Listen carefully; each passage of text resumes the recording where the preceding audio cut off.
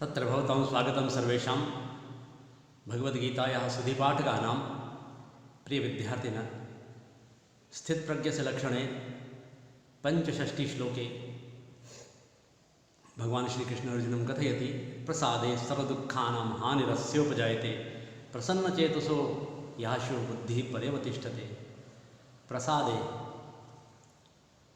एक एक श्लोकस्य कड़ी संयोजिका आवश्यकी अस्ति। अस्मिन् श्लोके प्रसाद इति शब्दः पुनः अस्य उपजायते, तो अनुवृत्ति आवश्यक है। जब हम गीता का पाठ करते हैं, गीता का अध्यात्म तत्व पाने की लालसा रखते हैं, यदि हम प्रेमी हैं तो एक दूसरे श्लोक को ध्यान रखना ही पड़ेगा। इस श्लोक में भगवान श्री कृष्ण अर्जुन को कहते हैं, क्या कहते हैं कि प्रसादे, प्रसन्न होने पर। प्रसाद का मतलब प्रसन्न।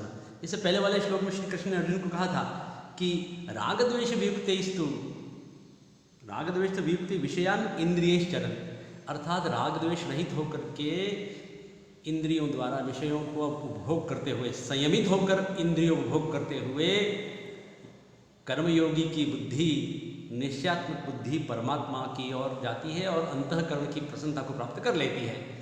संयमित जीवन, संयम पूर्वक इंद्रियों का निग्रह, इंद्रियों का उपभोग, इंद्रिय निग्रह,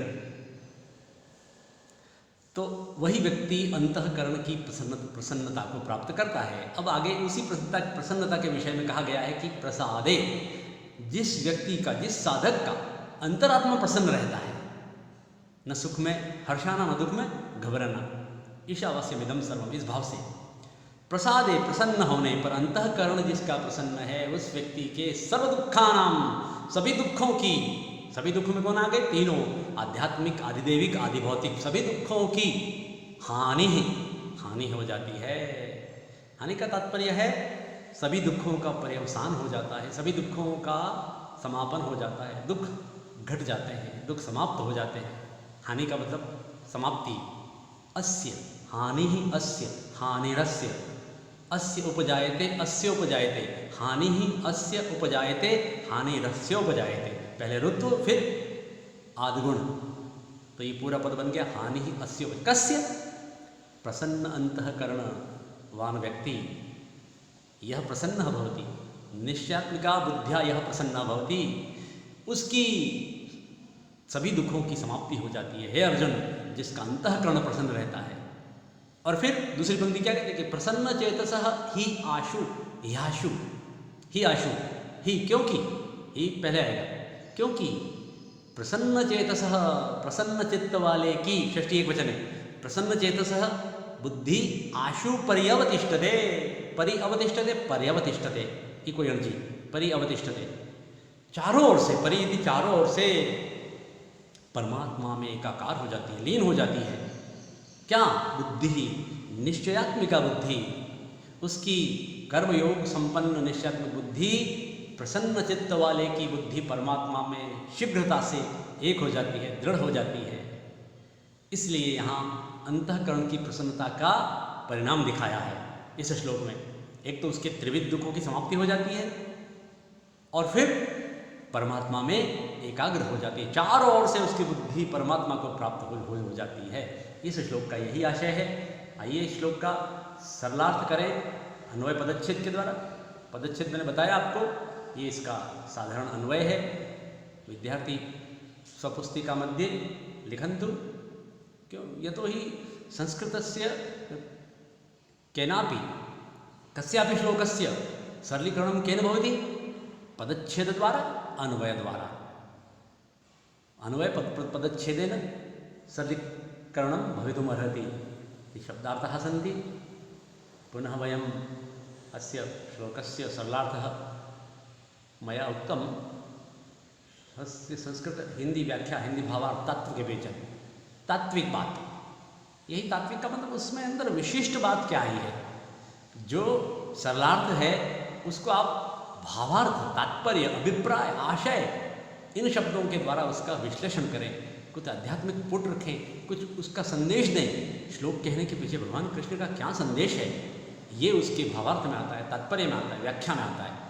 तो त्रिविध दुखों की बात आई। अभी इसमें केवल दुख लिखे हैं, हमने बताया त्रिविध दुख, 3 प्रकार के दुख हैं।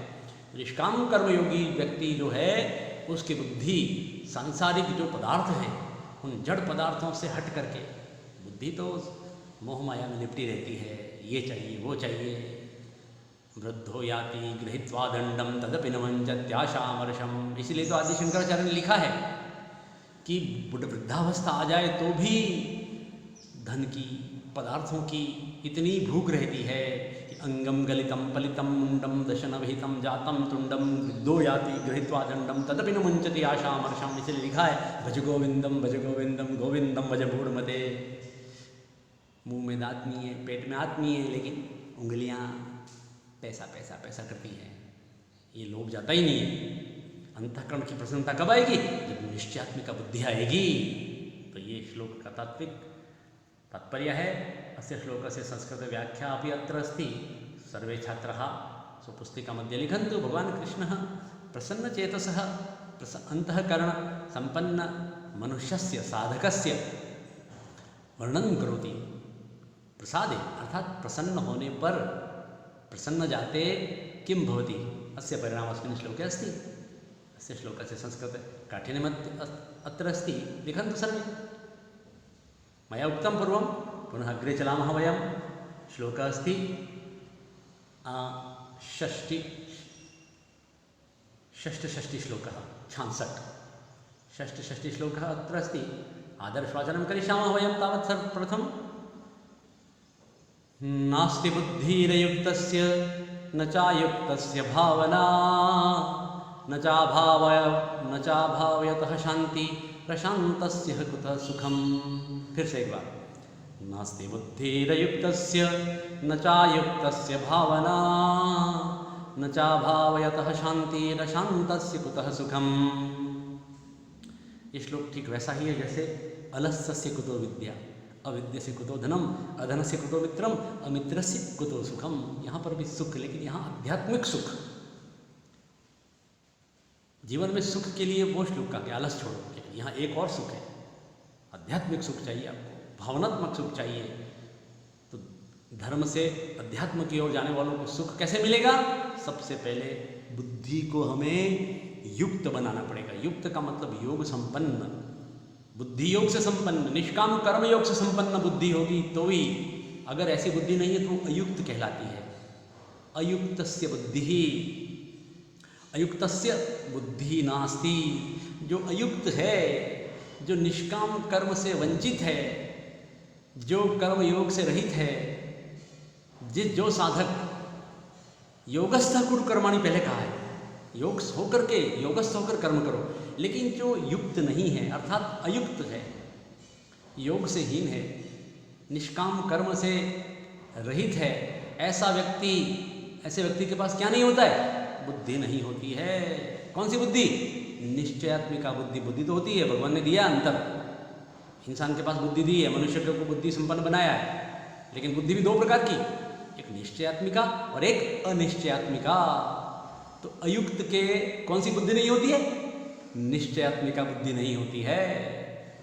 खोपड़ी तो दी है भगवान ने, लेकिन लोग उसका दुरुपयोग करते हैं, चालबाजी करते हैं, षड्यंत्र रचते हैं, बुद्धि का सात्विक उपयोग नहीं करते हैं, जन कल्याण में प्रवृत्त नहीं करते हैं। अयुक्तस्य बुद्धि न अस्ति न भवति। कौन?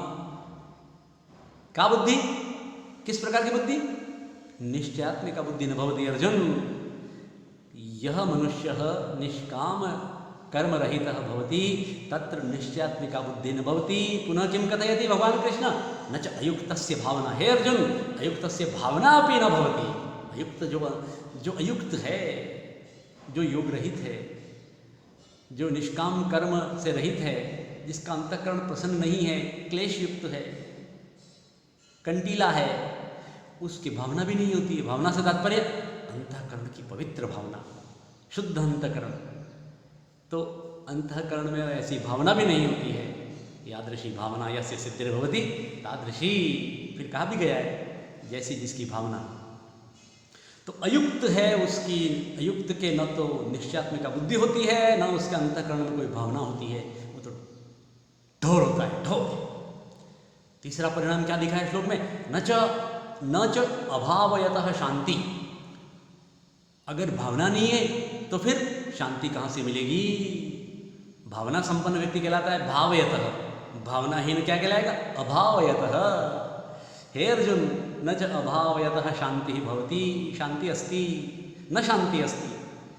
भावनाहीन को शांति कैसी? और यदि अशांति अस्ति तर्हि सुखः अपि कुत्र अस्ति? अशांतस्य कुतः सुखम। शांति ही नहीं है तो सुख कैसा? कैसा सुख जीवन में? पहला सुख शांति है। इसलिए अगर सुख चाहते हो तो शांति प्राप्त करो। शांति चाहिए तो भावना ही संपन्न बनना पड़ेगा। भावना संपन्न बनने के लिए बुद्धि संपन्न बनाना पड़ेगा। बुद्धि संपन्न बुद्धि कौन सी? निश्चयात्मिका बुद्धि। विषयों में रगड़ने वाली बुद्धि तो सबके पास है, भटकती रहती है। ये खा लो, ये पी लो, ये कर लो, यहाँ कर लो। विषयों में हमेशा तत्पर रहती है। सुबह से उठते ही तुरंत छल और षड्यंत्र शुरू हो जाते हैं। ये सामान्य बात है। लेकिन इस प्रकार का ये जो गीता का संदेश है, मानव को महामानव बनाने वाला है, जीवन को धन्य कराने वाला है। ये प्रबंधन है, जीवन का श्रेष्ठ प्रबंधन है। इसलिए भगवान कृष्ण को प्रबंध गुरु कहते हैं। गीता एक पाठ्यक्रम की पुस्तक नहीं है। This is the book of personality development. ये व्यक्तित्व निर्माण का एक बेहतर श्रेष्ठ ग्रंथ है विश्व में। इसलिए इसके विश्व की तमाम भाषाओं में अनुवाद हुआ है। मेरे वागड़ के प्यारे विद्यार्थियों, इन श्लोकों में छिपे इस संदेश को अपनाओ। इस समय समाज में दुराग्रहियों की संख्या बढ़ रही है। मानव को उसके उत्कर्ष प्राप्त करने से रोका जा रहा है। उसको एक ऐसा मार्ग पकड़ाया जा रहा है जो भारत का नहीं है। ये भारत है। आज तमाम पूरा विश्व इस कोरोना महामारी के बीच में अगर आशा भरी दृष्टि से देखता है तो भारत की ओर देखता है, क्योंकि भारत विश्व शांति की ओर बढ़ने वाला देश है। सत्य, अहिंसा, अस्तेय, परिग्रह, ब्रह्मचर्य की शिक्षा देने वाला देश है। हजारों हजार सालों से ऋषि मुनियों का देश है ये शांति की शिक्षा देने वाला देश है। अशांति अगर है तो फिर सुख कैसा? ये भौतिक पदार्थों का ये सुख नहीं है, ये तो क्षणिक है। बहुत बढ़िया संदेश है। इसलिए मैंने कुछ बातें ऐसी कही जो प्रासंगिक हैं। मेरे इस वागड़ क्षेत्र के जनजाति विद्यार्थियों के लिए श्लोक बहुत उपादेय है। आप पढ़ो, आगे बढ़ो, अपने परिवार का, अपने माता पिता का, अपने गांव का नाम रोशन करो, जीवन को धन्य करो। अगर कृष्ण की बताई इन बातों को आप नहीं पढ़ोगे तो श्रेष्ठ मनुष्य कैसे बनोगे? ये कोई धर्म, ये कोई जाति तक सीमित रहने वाला विषय नहीं है गीता। ये उन मार्गों की प्राप्ति कराता है जो साधारण जीव मनुष्य प्राप्त नहीं कर पाते हैं। चलिए आगे बात करते हैं श्लोक में अन्वय की। अत्र अस्ति अस्य अन्वयः। पश्यन्तु सर्वे, लिखन्तु सर्वे छात्राः स्वपुस्तिका मध्ये। शब्दार्थाः अपि अत्र सन्ति। पुनः श्रीकृष्णः अर्जुनं संस्कृतमाध्यमेन किं कथयति अत्र अपि अस्ति। सर्वे पश्यन्तु पश्यन्तु संस्कृतस्य सरलार्थः।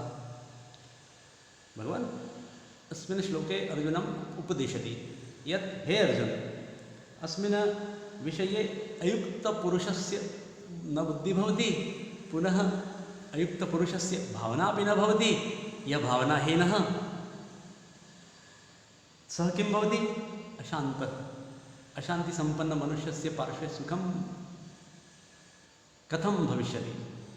अतः सुखस्य कृते सर्वप्रथम शांति, शांति कृते सर्वप्रथम भावना संपन्न, भावनायाः कृते किं? निष्काम बुद्धि, कर्म करो। ये श्लोक का संदेश है। अस्य श्लोकस्य काठिन्यमत्र अस्ति। लिखन्तु सर्वे, पश्यन्तु सर्वे। मैं एक बार फिर से बता देता हूँ। नास्ति, न अस्ति, नास्ति, अकः सवर्णे दीर्घ, बुद्धिरयुक्तस्य, बुद्धि अयुक्तस्य, ऋतु संधि, बुद्धि अयुक्तस्य, विसर्ग को र हो गया, उ होने से अ होने से र पूरा, बुद्धि अयुक्तस्य विसर्ग संधि। पुनः आगे चायुक्तस्य, च अयुक्तस्य, च धन अयुक्तस्य, योगहीन, कर्महीन, निष्काम कर्महीन व्यक्ति के, च अयुक्तस्य, चायुक्तस्य, चाभावयतः, च अभावयतः, अभावयत भावनाहीन का। भावनाहीन के शांति नहीं हो सकती, और अशांति, जो शांति नहीं है तो फिर सुख कैसा। बहुत सुंदर श्लोक, बहुत उत्तम श्लोक। और ये श्लोक आया तीसरा, बहुत महत्वपूर्ण श्लोक है, इसको मैं आपको सोमवार को पढ़ाऊँगा। तावत ओम नमो नमः।